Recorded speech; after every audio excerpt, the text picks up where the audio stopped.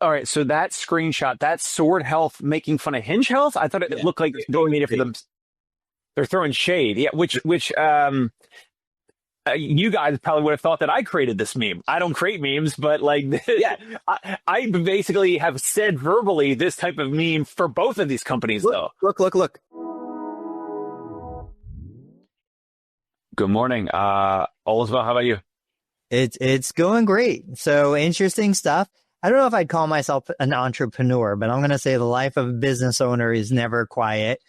Before we started, I shared with Dave, I effectively built a business model that plays to my strengths, right? So what are my strengths? I've got social media. So a big chunk of our revenue, profitability comes from social media income, but I also own property. It was always a dream of ours to own the building we were in for our physical therapy clinics.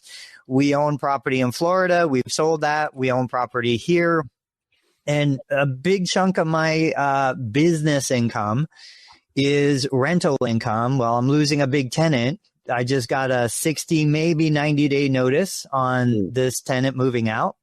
So now I'm like, well, shoot, let's say that's a third of my income, a big chunk of my profit. Where am I going to replace that?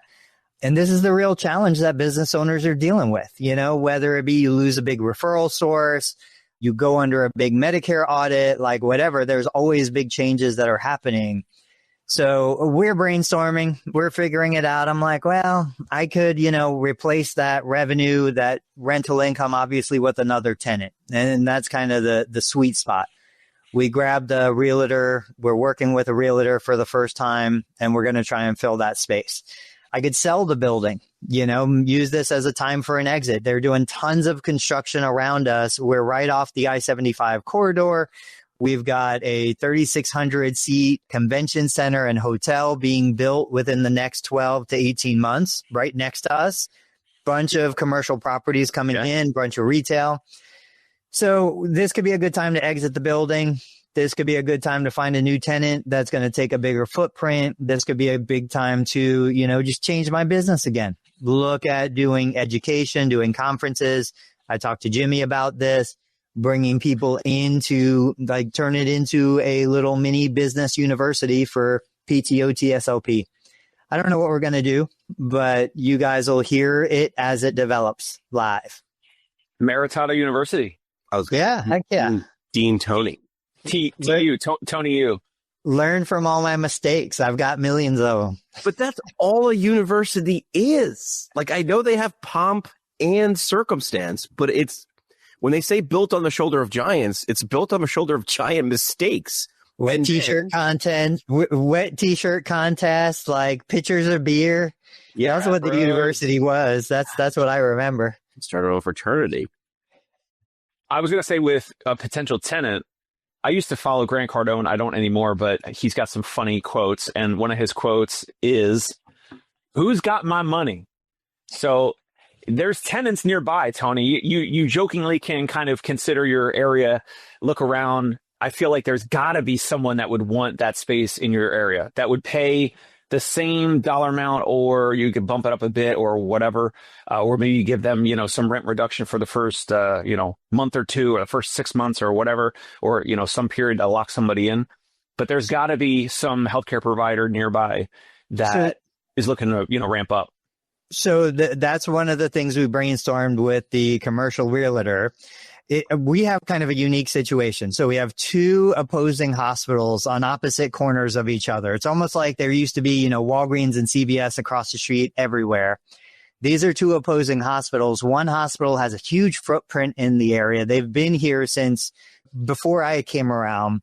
The other guys just came in. They bought a section right off the exit. It's an emergency room. They have physician offices. But they're all full. They don't have a place for PT. They don't have a place for other services. And from what I understand, the construction costs right now are through the roof. It is so hard to even get a building built. They can come in, and this is what I was saying, a bigger footprint. They can come in, take my entire building. It's almost 11,000 square feet, 2 floors. It was a spine center initially, so it's built for a medical center. and just be my tenant for the next 15 years. Like the other hospital rented 75% of my building for 5 years. It was an amazing experience. I love hospital tenants. So I would like to, and that's what we're going to try for, get somebody who wants a footprint in this area to come in and just take the whole building. There's also a massage therapy school who is looking to come into the area. I wish I would have owned a massage therapy business, school, but if I can't own it, maybe I can lease my space to them. Yeah, there's tons of opportunities. Be the Ray Kroc, right? Why own the business when you could own the ground the business is built on? I mean, right? Heck yeah. It's a real estate game. So Scott's here, Bo's here. We've got a lot of stuff that we can talk about. Where do you guys want to start? Well, I would like to start on April 1st, which is 2 days ago. And we had talked on April 1st. Was that April 1st? Like April Fool's Day's jokes. And this is me. I think I come off a little bit more risky or like, communication adverse, like, grip it and rip it. When it comes to April Fool's Day and your business, I'm actually the opposite. And here's why. It's either going to go really, you got a 1% chance of it going really, really well, a 98% chance or a 98% chance of it just like completely blowing up in your face, another 1% chance of it just falling flat. Like you have to hit such a specific moving target to take a chance because everybody's trying to like fool everybody. And I'm like, it's 2025. This was possible. I gave a few examples on the live stream on Tuesday of like things we did in radio back in the day, kids before the interwebs. It was easier to fool people because there's no fact checking, right? And you got fooled and you told 6 people, watch out for that. And the other 6,000 people in your life, you couldn't tell. So here's what happened. And people are getting fired. Like people have to be getting fired from these organizations. So which was first? Oh, it was this one. Okay. So Sword Health goes on LinkedIn, not really a Chuckles platform, but hey, Tony and I are trying to make it more of a Chuckles platform, right? We're trying to get a little more levity on LinkedIn. Sword Health goes old school, guy with girlfriend looking over the shoulder meme and does competitor he's dating high quality care, but he's looking over his shoulder at non-clinical coaches. So for those kids playing along at home, Sword and Hinge are Walgreens and CVS. Are they not? Like, am I missing something? Or maybe in the nuance, I'm sure I invited the CEO of Hinge on the show. He has not yet responded. But they are taking shots at each other on social media with memes. And they're sort of like the same thing. Maybe Coke and Pepsi, like Miller Lite, weird, great taste and less filling. I don't know. Like to me, from the outside, these two organizations look very similar, right? So Sword Health, shots fired on April 1st. But then, okay, go ahead. This will be the timeline. All right. So that screenshot, that's Sword Health making fun of Hinge Health. I thought it looked like going media for them. They're throwing shade. Yeah. Which you guys probably would have thought that I created this meme. I don't create memes, but like, yeah, I basically have said verbally this type of meme for both of these companies, though. Look. This is this is me coming from my communications background. Someone who makes 6, maybe like multiple 6 figures. Eventually this got to them and they thought this was a good idea for a multi-million-dollar healthcare. I don't think that social media post went too high up in terms of getting approval. Well, then everybody that it should have gone through, they got fired or they should be getting fired. Like, this is a bad move. And here's why. I'll give you the radio parallel because that's all I know, right? You don't get beat by the songs you don't play. You don't get beat by the jokes you don't tell. You don't get beat by the risks you don't take. Here, in this situation, in comms, you don't. This was a bad move. But wait, it gets better. Because the CEO for the other organization that they were throwing shade at, Hinge, came back. Never answer. Like 20. Yes. Teaching the read it. Let's go. So this is Daniel Perez, CEO and founder at Hinge. He's like, when competitors act out, it's often because they're losing. Never punch down. Like if this was a D minus, this is an F. Like D minus. Like if you're Sword and you are behind, I don't even know. I'm not keeping score. I don't know what metrics we're looking at here. You punch up. You try to get, if you're Pepsi, you try to get Coke to take the bait, right? And then they took the bait if they're ahead. And Perez comes back and he essentially is like, okay, when competitors act out, it's often because they're losing. And then he goes on a diatribe of like, here's why we're great at Hinge Health.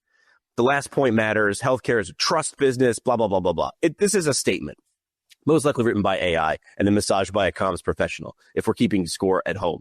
Here's the other thing, too, and you can never prove it, but all the comments below this post from other Hinge employees, this post went out, and then a Slack message went out to everybody that said, jump on. Go comment. Yeah. Everybody dogpile in a good way. I can never prove it. But I don't have to because I run a podcast, so it doesn't matter. But that's what happened. Trust me. CEO put out a message, and everybody said, jump on it, and everybody start getting the feels, right? So you figure it would be done. 2 crappy mistakes in one day, separated by a few hours. Wait, there's more? There's more!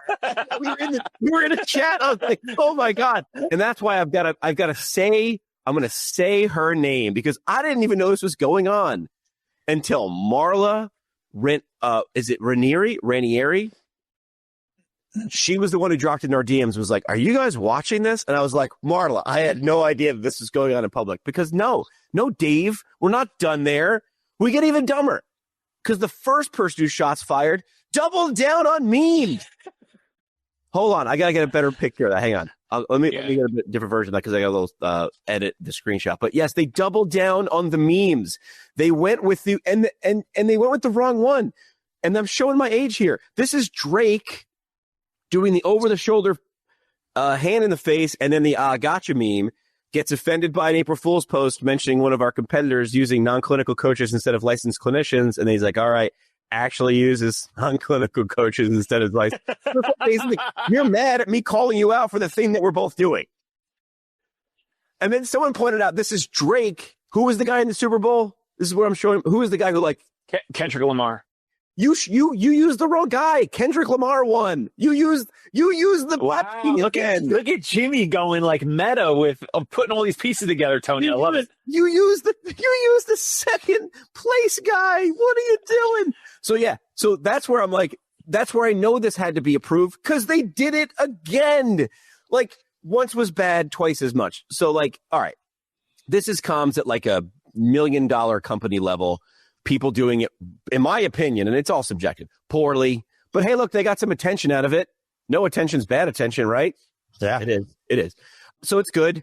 Moral of the story is the April Fool's post should be funny only and not negative, right? They shouldn't be attacking. Oh, yeah. This came out of left field to attack a competitor, no? Listen, I figured this out in high school, right? I wanted to be funny. What I realized was I wasn't that funny. I was fun. And there's a difference, and that's a different topic. If you ever want to make fun of someone, and you're in a room full of 20 people, you know the best person to make fun of?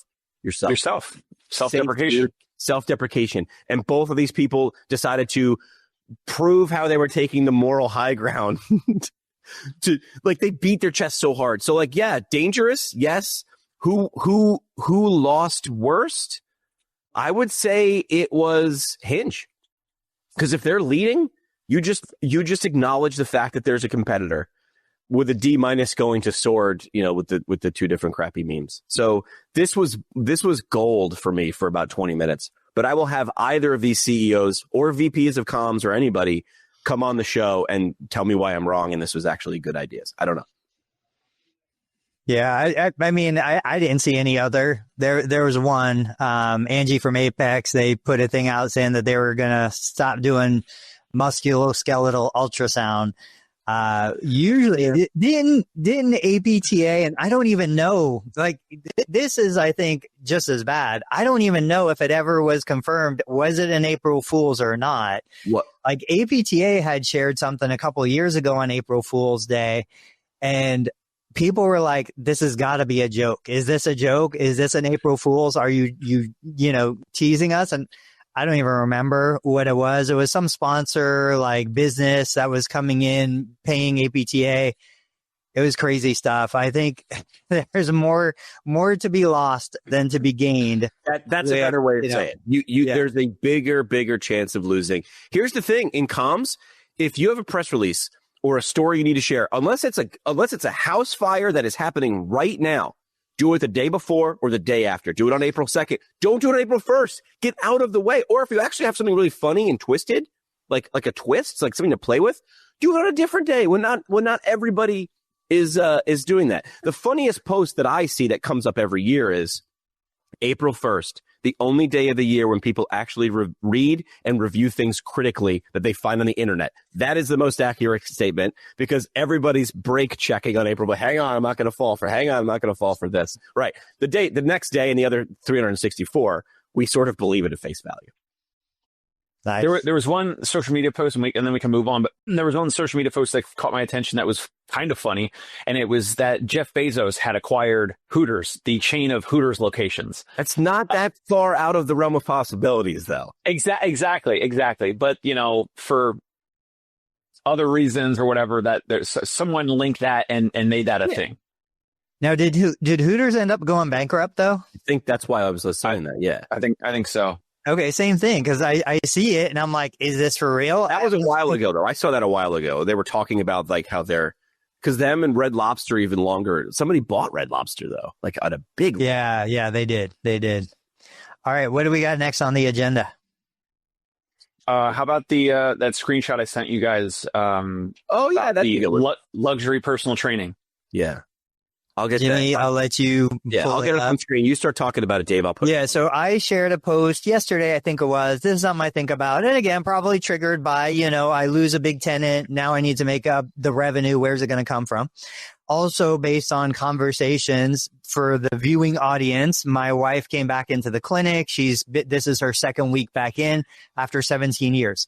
Now she's been behind the scenes doing payroll and other things, but she hasn't been a therapist in the clinic. And she came back as really running the front desk. And so she's realizing, she's like, wait a minute, when I left, what felt like yesterday, everything was on paper. New client would come in. We'd take a photocopy of their insurance card. We'd take a photocopy of this, that, and the other. Everything was done. Now it's like manual hunt and peck, okay, I got to put in their name. I got to put in their date of birth. I got to do all that stuff. Why is technology not doing this for me? Why? And you guys could tell me, Jimmy might know. I don't know of a single EMR in the physical therapy space. Guys, come at me, bro.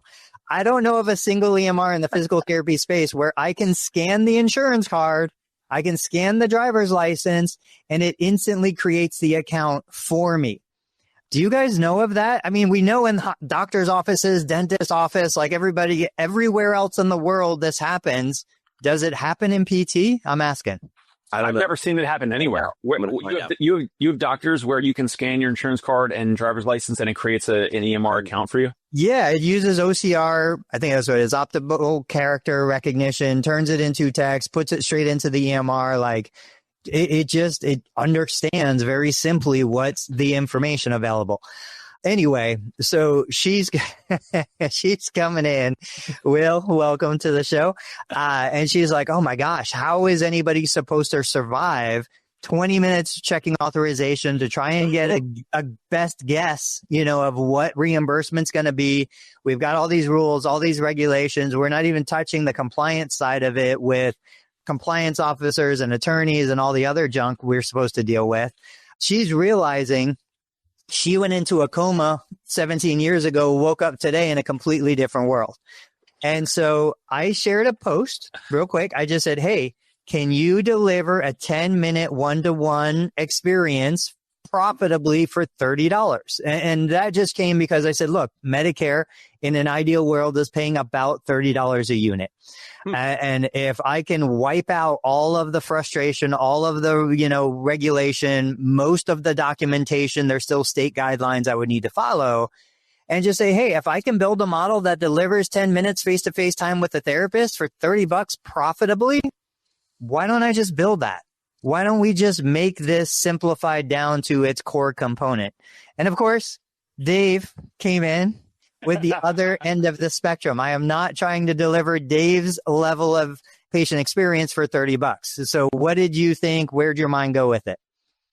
Oh, hold on. Before we share the luxury personal training. So with this model, I wrote and I commented, I got a little love. I got a few likes from you and maybe Jimmy and someone else or a few others. But I mean, we kind of talked about this before. One is that is not the client, patient, consumer that I'm looking to serve. I'm not looking to have just someone come in for $30. I believe that if this was the model, everyone's paying out of pocket, which is great. The money hits the bank account in a couple days. That is great. There's no revenue cycle management. There's no software or anything that we need for that.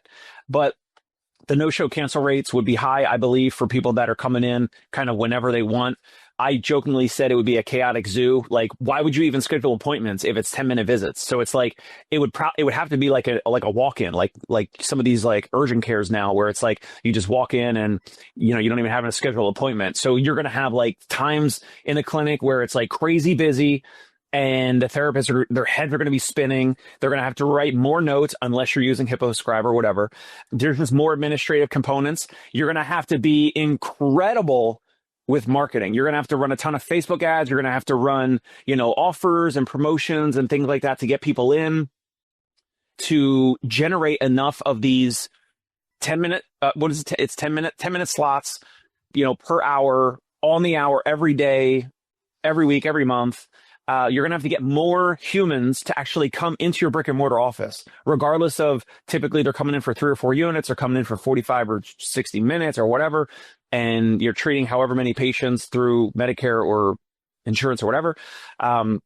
If everyone's paying out of pocket, awesome, great. But you're actually going to have to have more humans cross your threshold, actually get dressed, drive, park, then come into your office and, come in and all that. So I think it would be a challenge. I think it could be built. But it doesn't make sense for like you add it up and you're like, that's like $180 per hour. I believe in most states, it's so much easier to just charge $180 and find 4, 5, 6, 7, 8, whatever people per day on average to treat. And then it's 2 different patient experiences. It's two different services. There is, right? Go ahead, Jimmy. So it's not, I want to be in the middle. It's neither here nor there. It's a different option. Like, it literally is like, do you want this or that? Which one fits you? Because people value different things. Some people want 90 minutes of you listening to me talk about my day and then listen and a little bit of the rubsies and a little bit of the exercise and move on. And some people want, if you can do it in 15 minutes, I'll pay you triple the price. So I think the answer is it depends on what value is being decided by the decision maker. And to Tony's point, which the first time Tony ever said it was like, oh yeah, that makes sense. Understand who the decision maker is, right? Like, this is where I get to be hard on our profession by saying, like, you keep saying the insurance companies are bad. I'm like, the insurance companies, if nothing else, they're consistent. Like, they don't show their hand. They plaster it on the wall. They put it in a contract. They write it down. So you have to understand what is being valued. So I agree with Dave and I agree with Tony. That's why I'm in the middle of this. No, you got to pick a side. Well, no, I don't, because I think you can offer, but you could have 3 of these slots a day and 5 of the ones that Dave is talking about, or vice versa. And you can change according to the demand. Now, you're right. You're absolutely right. And then the thing that I love about these posts and these questions is, it gives us the freedom to just think creatively, think outside the box. Like, every single objection you raise, Dave, is 100% accurate. But every single one of those objections has a solution to it. And you're right. More bodies in the clinic, so I need a bigger clinic. More scheduling, so I need better automation. Again, I would default to, if Planet Fitness can operate a multi-million-dollar business at $15 a month, how are you telling me that I can't do it at $3 a session? Because no one shows up to Planet Fitness. Okay, so how do we build that model? So then I say, okay, I'm going to do a $30 for a one-on-one, or I'm going to do $120. Come whenever you want.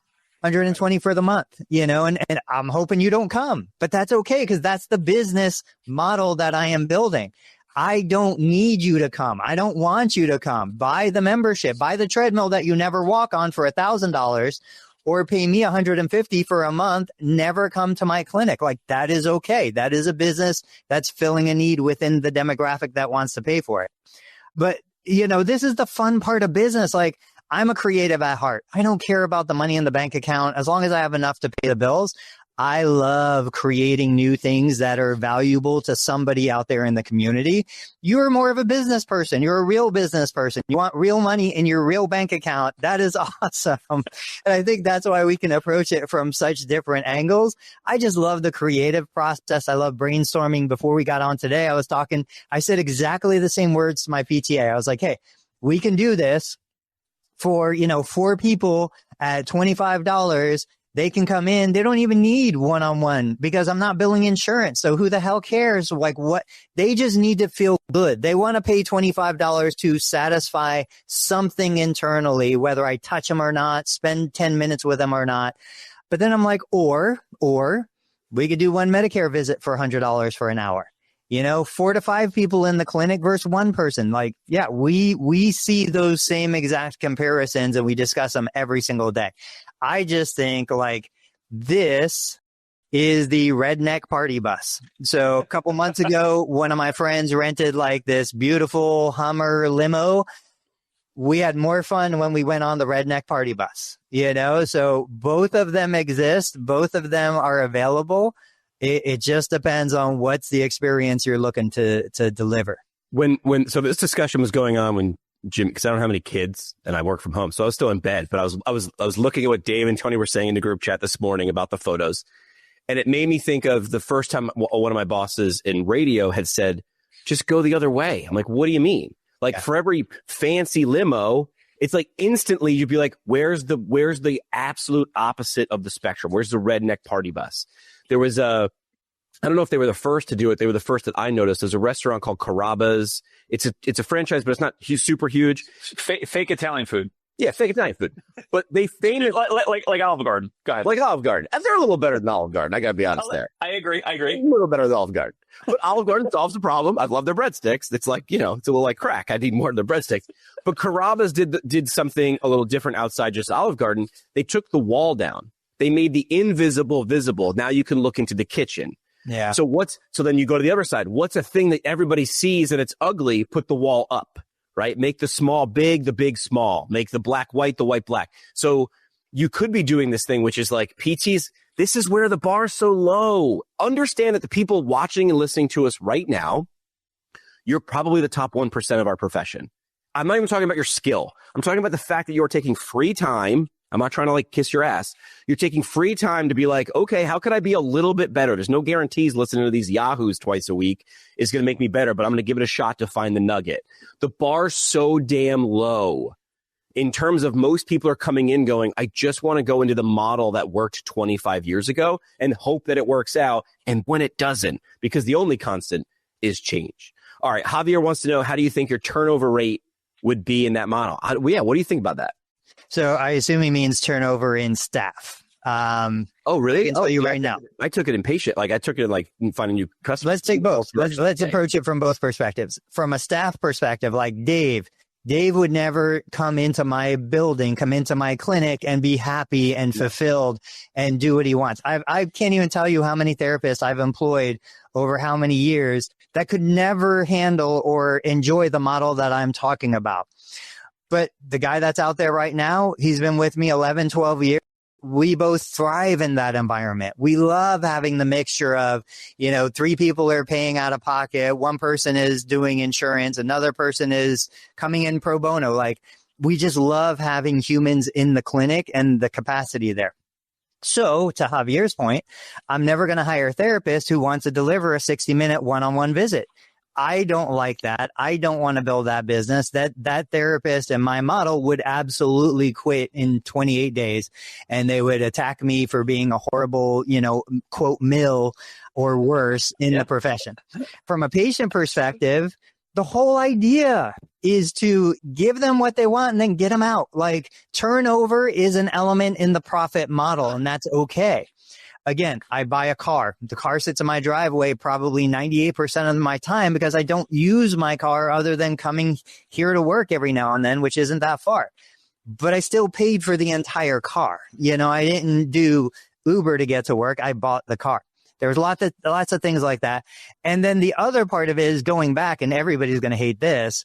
I remember having these conversations with new hires, with people, therapists that were coming in. And I said, hey guys, I don't expect you to be with me for 40 years. Like, that's not the business. I expect you to come in, work a year, maybe 3. But if you're not developing and improving and growing beyond what my business can offer, you are not the therapist that I want to bring into the business. I want somebody who is going to turn over. I don't want to keep giving retention, raises of 3%, but just because you've been alive with me. I want you to come, I want you to improve, and I want you to get the heck out, go somewhere else. Turnover can be built into the business model, whether it's staff or customers, if you do it right. I have a interesting question that just came to mind. In using everything that is most of what Tony just said, are PT mills good? Because they get people in and out, and the goal is hopefully you can, as many visits as possible in a short amount of time, get them to self-sustaining or back on their way. In that model, that's sort of what Tony was saying. It's like, hey, let's get them in, get them moving, and then get them out the door. They shouldn't be here for 6 weeks. They shouldn't be here for an hour times 8 weeks. That's a nice little twist. We should do a twisted episode where we have to defend PT mills. That would get some LOLs on YouTube, right? And I was just gonna add to that, not that I'm in favor of mills, but to partially defend them now as a teaser for if we could do that as a full episode.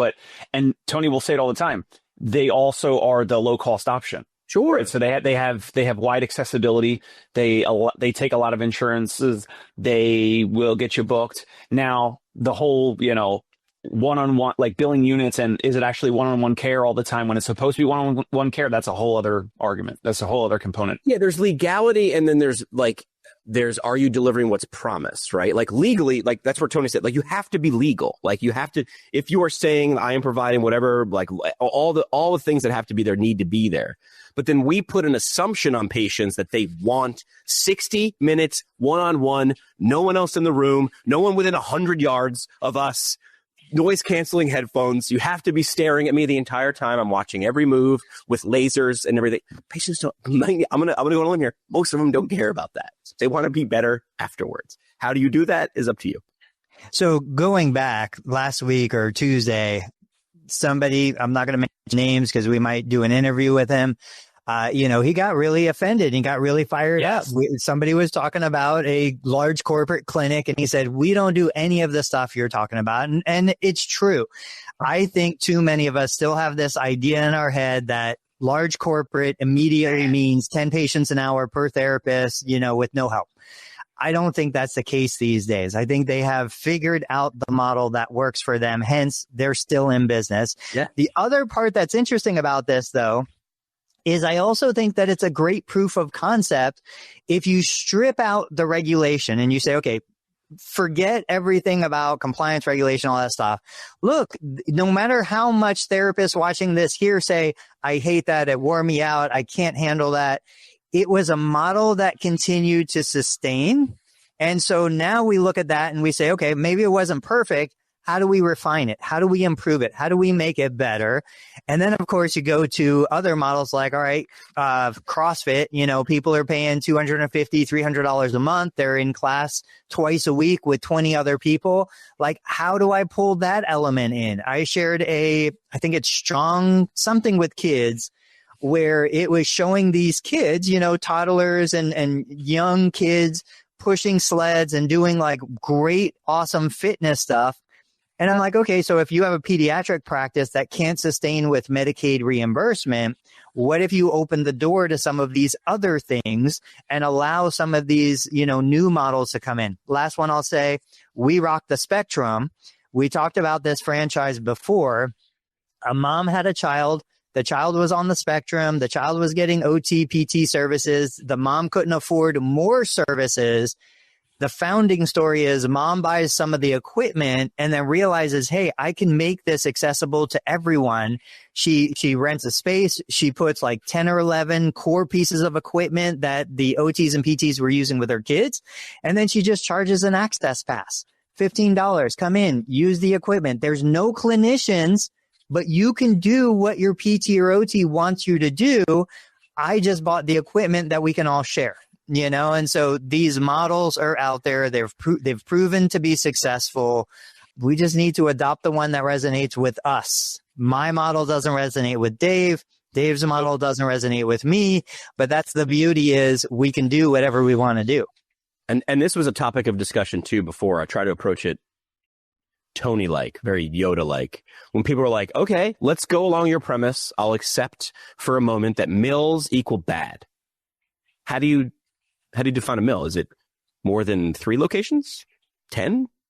12? Like where's the Mason-Dixon line of a mill? And everybody kept coming back with these like wildly subjective, well, as soon as it's not 60 minutes in one-on-one care. So it's like, okay, so 61 minutes is okay, but 59 is not. Is that the line? Well, that's not what I'm saying. I'm like, scroll. That's exactly what you're saying.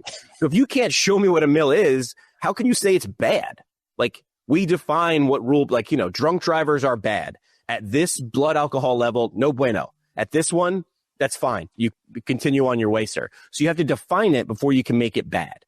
So I don't know what a mill is then. If I'm Tony's wife, by the way, I love the fact that we don't know Tony's wife's name. I never want to know Tony's wife's name until she comes on the show. Because right now she is this amorphous being that just like dropped in, but she didn't have the curse of knowledge anymore. She dropped in like she was 17 years ago and she sees all this stuff. And so all the stupid stuff we're doing now, she's able to spot from a mile away in 2 seconds.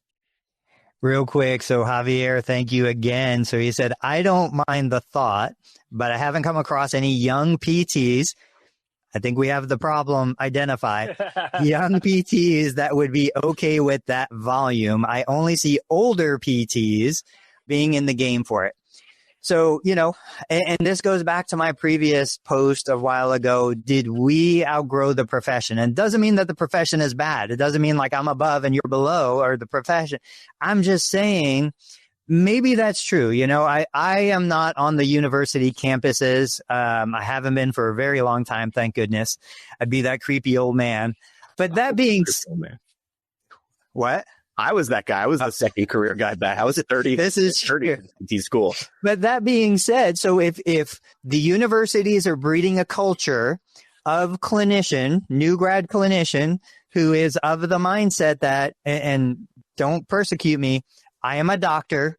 I only do this. I only do that. This is, then that's where the profession is going to go. And that's fine. Like it can go there. If, I don't want to go there. So I'm happy to leave the profession. I'm happy to hang up my shingle or retire my licensure. Like I have zero marriage. It's not my religion. No problem at all. But I would say, I think the profession would do well to attract more young clinicians who have been fitness influencers, CrossFit coaches, have been in that world, because they also see the value in that different model. And I think when we go back and we look at, okay, am I building dependency? Am I breeding dependency? Because this is a hot button for a lot of clinicians. Like if I, quote, ignore my patient and make my patient do their own exercise, from the outside looking in, I look like a bad therapist. But if I do it intentionally and say, hey, this person's not going to have my hands when they go home. They're not going to have me with them the next time they flare up. My job is not to make them dependent on me, but rather to teach them what needs to be done and how to do it. This is a completely different world, and once you're empowering them is what you're. Yeah. Once you realize that and consciously accept, okay, like, and I'm going to say in Dave's model, which I have patients out there for 20 years. There are people who are dependent on me. I've done that. I understand it, but they're paying me out of pocket. Insurance isn't paying me for it. I also think there's great power and great honor in being the therapist who builds independence, resilience, strength, and sees the person, teaches them a couple of things, and then lets them go on their own. But I can understand how from a therapist perspective, you're like, you're ignoring them. You're not giving them, whatever. No, I am empowering them to be independent. I'm kicking them out of the nest so that they can learn how to fly on their own. So let's go through this, in police talk, because I watched enough SVU to consider myself an expert on police procedure. It would be like evidence chain of custody. It's like, this is the gun, who has had the gun. So the first the first touch point, because Javier is talking about new versus older therapists, right? So I want to call this conversation for a minute that's not what was in the brochure conversation, right? So if you're a PT, what's the famous story of where you came into PT? I was a midfielder and I tore my ACL my senior year and went to PT and fell in love with the process. Got it. So you were sold one thing. You bought in, cue the harp music and the heart eyes, right? That's where you bought in. Or a career fair that you heard what that person's day was like. Or maybe you were inpatient and you were watching your mom go through something traumatic, or your grandmother broke her hip, right? So it depends on what brochure you looked at first, and you expected the profession to look and feel just like that. You're like, if I show up and I do everything you tell me and pass all the tests, I get to just show up and be on this conveyor belt, and I get now at different stages, different things. This is what my day looks like, and this is what everything looks like, right? Or is it you tripped across a university's website and look, become a physical therapist, and our pass rate is this, and the average physical therapist is the third happiest profession and makes this much money, right? Maybe that was the first brochure that you ingested or consumed and now said, this is what I will now expect. Here's the thing. Those are all just messages, right? Those are all versions of the truth, right? So if you're expecting it to be easy and show up, and when you get there, it isn't like that, because by the time you ingested that brochure in high school and became a doctor of physical therapy, however many years later, I got news for you. The world changed. The world changed. It changed. And it's constantly changing. So I could see where the young therapist would be pissed or confused, or people who were in the profession on that conveyor belt are now pissed that they have to change and adapt. I understand why you're angry. It doesn't matter. It doesn't matter. It's not going to change anything. You have to adapt. Just because it was in the brochure doesn't make it true. I would love to hear from Dave. So Dave, you've been in baseball a long time, right? So when you think of, like, in baseball, you've got your batting coach, your pitching coach, then you've got the coach and the team manager, and you've got all these other people, but there's still this whole team. Like, every single individual on the team doesn't have a dedicated person every single time. Now, some of them might have outside trainers that they work with exclusively, but like within your model, and I struggle with this every day. Am I a coach? Am I a healer? Am I, like, what am I even? I don't know. Most of the time, I just want to be an educator. Yeah. Most of the time, I just want to teach people and then let them go do it. From a baseball perspective, I was in the batting cages pitching to my players last night. I'm like, I'm going to give you the pitches. We're going to work on your batting, and then you're going to go hit off the tee, or you're going to do something else to work on what I just showed you. How do you look? Do you make any comparisons between, like, your history as a baseball player, working with coaches and trainers, versus what you're doing as a physical therapist? Not too much. I mean, I think at the end of the day, I think I look at what we do, or what I am, as a service provider. So some people, we go to someone's home and they kind of are yearning for the healer. Maybe we go into that mold. Maybe we fit that mold. Maybe we don't. Maybe we're someone, is on Park Ave or Fifth Ave in Manhattan, and they're looking for, a professional. They're looking for a physical therapist that comes in, they're clean shaven, then we've got a button up collar, whatever. Like, and oftentimes we're going to fit that if that's what they're looking for. Sometimes someone needs more of the touchy feely stuff, and sometimes we'll, kind of mold into or fit the mold of what someone like that is looking for. I don't know if we're always going to say we're one thing or the other. We're not going to say, like, we're always just, we're healers, or we're just therapists, or, we're professionals. We want to be professionals, right? Like, we always want to be consummate professionals. But at the end of the day, we're delivering a service. And to loop back around with, like, the 10 minutes for, $30 versus what we do is we're providing a service, and we want to have big enough margins to be profitable, to be sustainable, so that we can pay our therapists whatever they want, whatever they demand, whatever they actually deserve in the marketplace. Because if they can't get it with me, they're going to go get it with someone else. And also a service where sometimes there's a little bit of that, Tony. There's a little bit of, like, yes, they stay with us for potentially long periods of time. So we are optimizing oftentimes for the lifetime value of the patient or client. They come to us for an episodic issue, ankle pain, back pain, whatever, and then they stay with us and they do tune-ups, maintenance visits, wellness, some personal training, hybrid, whatever you want to call it. Some people are going to be independent and they're like, hey, I just need you to help me with my pain. And then I'm going to go back to my trainer at Equinox or whatever, right? Okay, that's fine. And then some people stay with us for 3, 4, 5 years, right? We have a service. We deliver a service. We are optimizing for the high margin so that we can get aggressive with paid ads. We can get aggressive with mail promotions and paying our therapists a high rate per visit, and keeping some amount of these clients for the long term, that optimizes the lifetime value of some of those clients. And some of that cash we use for the paid promotions, the paid ads, compensating our therapists and all that. So, I'm not sure if that answers your question, but that's how I kind of look at it in terms of like what we are, what we deliver.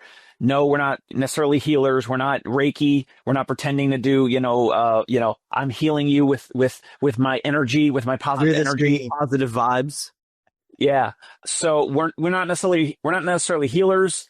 We do say we're Dr. Mo, we're Dr. Dave, we're Dr. Chris, whatever, like doctors of physical therapy. We're not going to pretend like we don't say we're physicians. We don't say we're MDs. We are therapists. We are professionals. Sometimes maybe we're healers. At the end of the day, we're professionals. We're professionals delivering a service. Yeah, I just thought of something, Dave, like what you're saying there. And I asked this question. I'll make an official LinkedIn poll when the live stream is over. But if the physical therapy profession had an animal mascot, what should it be? I think some of them would like to be rigid and unchanging, like a mule. I think some people would want to just walk in and just be brilliant. Like, I know the answer. I'm going to tell you what the answer is, like an owl, right? Traditionally, if we're going to go stereotyping animals, I don't want PETA showing up on the podcast. But I would say a chameleon, like within a range, you can or need, should, you need to be certain things for certain people. But all of us are going to be different chameleons. And I'm sure my buddy Emery, who's a zoology major, could tell me there's 37 different kinds of chameleons. Some change color, some do this. If it's outside your range, like, look, Dave and Tony are both PTs. They're both chameleons, right? But it's too far of a stretch for Dave to want to do Tony's model. So don't do that. Don't do that. And vice versa. Don't do that. So there's a range. See what fits in it. Maybe your first job at a PT school. I mean, if I got some advice, maybe I'd still be in a clinic. But because I went to a few jobs, I'm like, nope. I'm out doing this weird other thing. I'm weird. Like, don't worry. You're not like me. You're better. But I think chameleon should be our mascot, which is what can you be for that person in front of you? 100% agree. I've never agreed with Jimmy McKay more than chameleon, because you have to be, you absolutely have to be a chameleon, especially like, I think you have to be maybe less of a chameleon. Maybe you could push back. Maybe it's another episode. Maybe less of a chameleon with Tony's model or with an insurance model. And you accept like any insurance and here's the service, take it or leave it. With us, we have people that are like, oh, well, if I'm paying $200, $300, whatever, $100 per visit, they have higher expectations. They have higher desires. They're going to make their voices heard. They're going to demand certain things. Sometimes that actually disqualifies them, but it's a whole other conversation. I 100% agree. Chameleon. I was on Facebook yesterday. I think I shared a post yesterday, and somebody who I love her to death, but she said, and I can't believe somebody is still saying this, people in my area won't pay cash.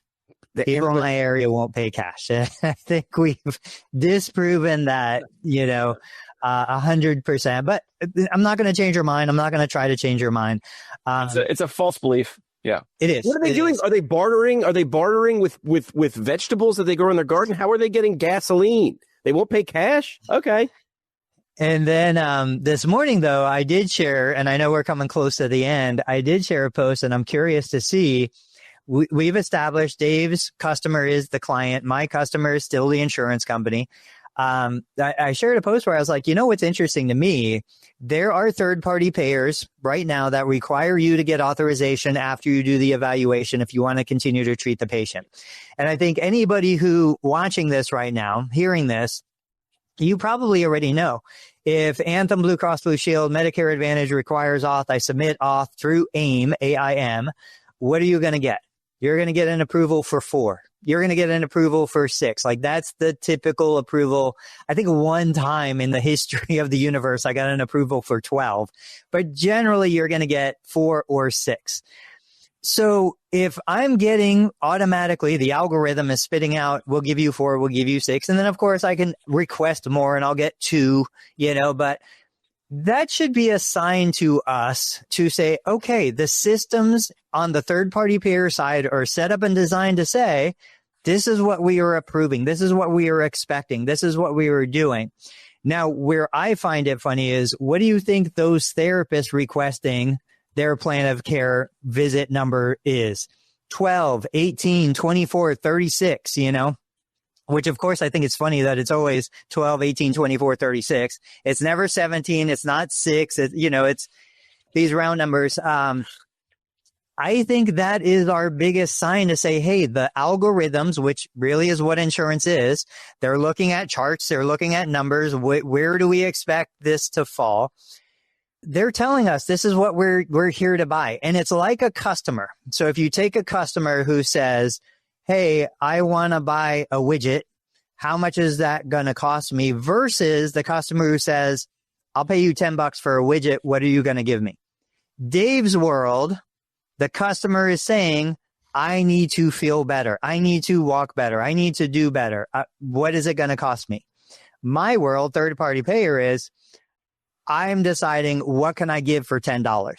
And so obviously my world is incentivized by its nature to find the lowest possible widget that I could deliver at the lowest possible cost to satisfy the dollar amount being offered. Whereas Dave's world is incentivized to give the highest possible value to deliver the exceptional experience.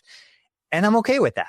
Again, I am okay with that. I am very happy as a therapist delivering the lowest possible cost to secure the income that I agree to accept for what I am delivering, and I think we need providers at both ends of that.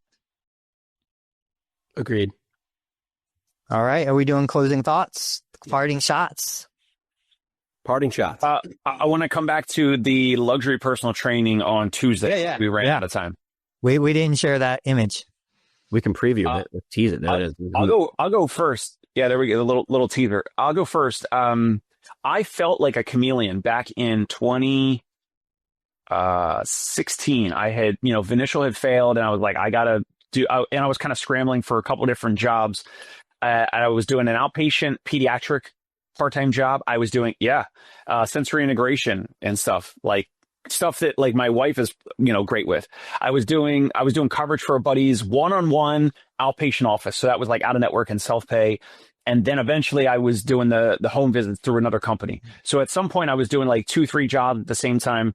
And I absolutely was a chameleon.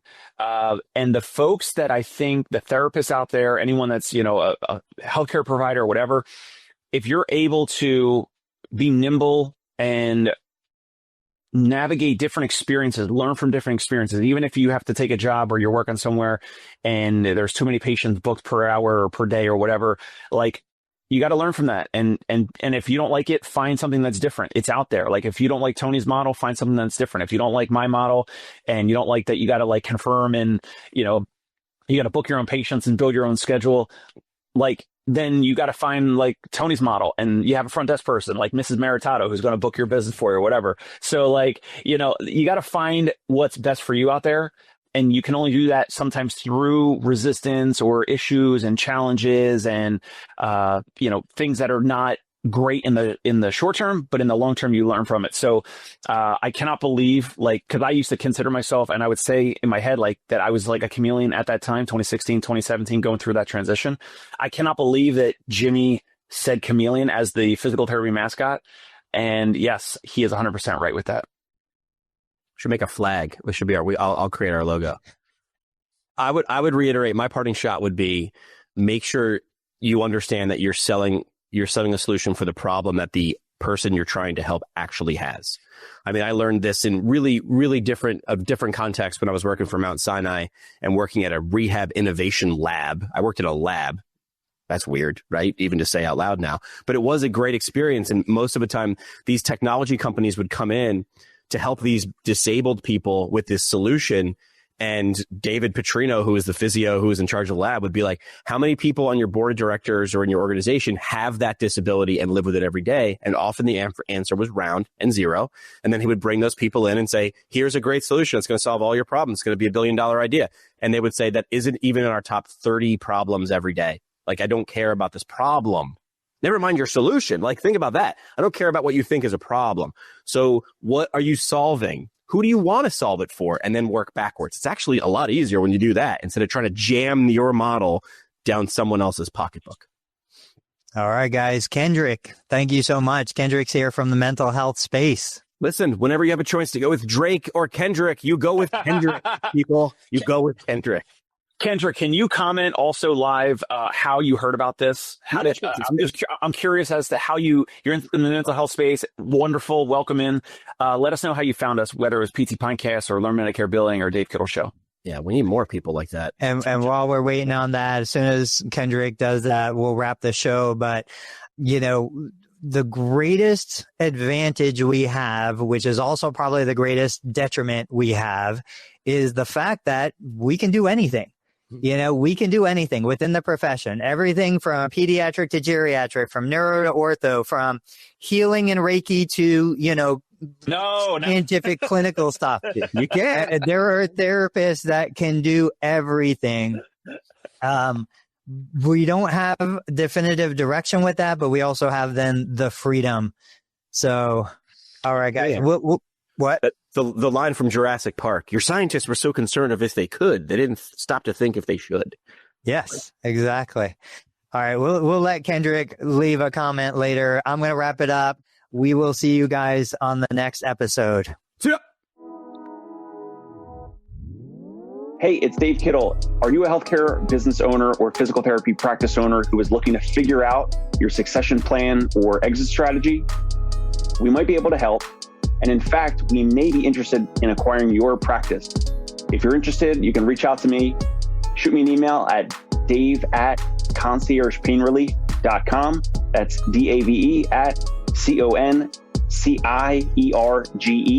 painrelief.com. Or you can call me at any time, 646-781-8884.